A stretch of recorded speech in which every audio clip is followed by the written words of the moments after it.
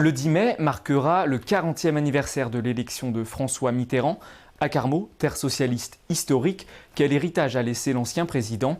Grégoire Alcalet et Harmonie Passionne sont allés voir la jeunesse carmosine. Dites-moi, que ce soit à Carmaux, encore une fois, que reparte le combat. Et cependant, en 1980, François Mitterrand lance sa campagne à Carmaux avant d'être élu président le 10 mai 81. 40 ans plus tard, chez les jeunes carmosins, son nom n'évoque pas toujours des souvenirs très précis. Ancien président, voilà, après pas plus. Droite, gauche. Du coup, qu'il a fait 2 mandats dans les années 80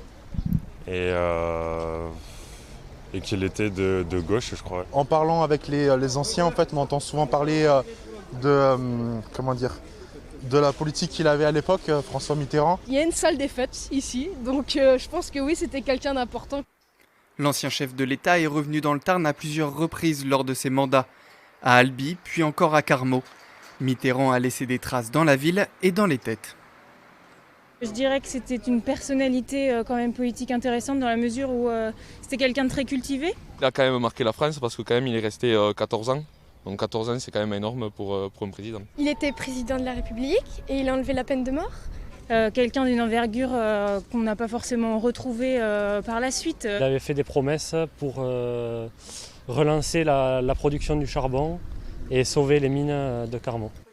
Il ne les sauvera pas, mais en soutenant les mineurs, François Mitterrand a marché dans les pas de Jean Jaurès, qui reste ici à Carmaux, la figure du socialisme.